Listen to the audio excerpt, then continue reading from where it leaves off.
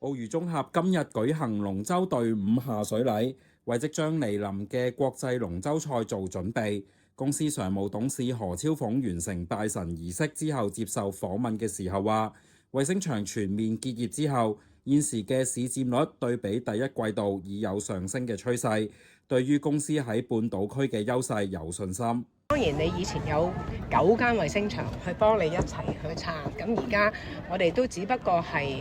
進入第5個月啫，係冇衛星場嘅情況。咁我諗我哋除咗睇翻而家第二季都係啱啱去到5月尾啦，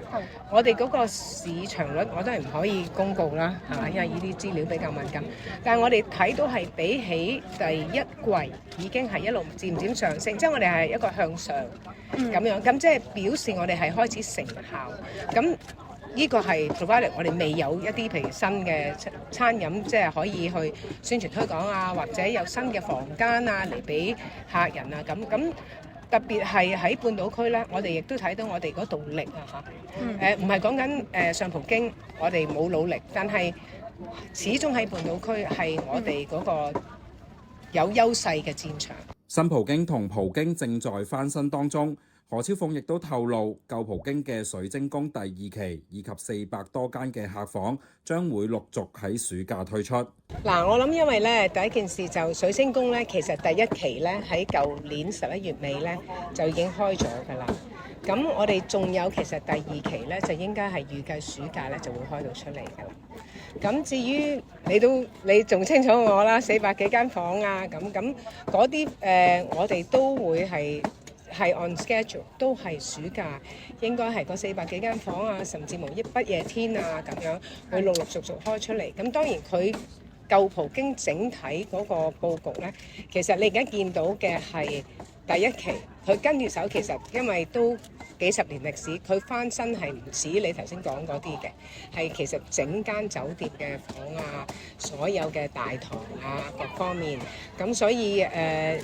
第1期你會見到係暑假就會已經成型㗎啦。何超鳳又指出，新葡京喺5·1黃金週嘅前夕已經推出咗近30間嘅客房，目前嘅部分以前 VIP 嘅區域亦改建成為酒店房，因此預計竣工之後將比現時嘅客房多10%。個工程係酒店大堂啦，咁我諗大家都睇到酒店大堂其實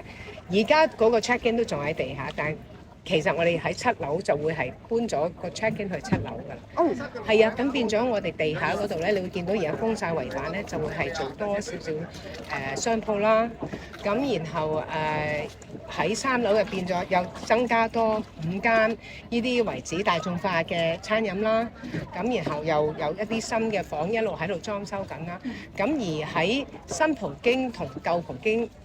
嗰度其實以往都有嘅，嗰條隧道呢，我哋亦都係翻新過晒，咁所以變咗其實跟住手，我諗喺完工應該會係喺講緊2027年，就會係一個煥然一新，大家會睇到，就唔會再話好似以前感覺俾人嘅感覺係2間獨立嘅酒店。佢喺總結嘅時候話，舊葡京翻新之後，客房嘅數目將會比而家少，但係房間嘅空間就會大咗。而新葡京嘅客房數目就增多，而空間嘅大小維持不變。預計所有嘅工程會喺2027年完成，到時2間酒店將會一體化成為大型嘅綜合酒店。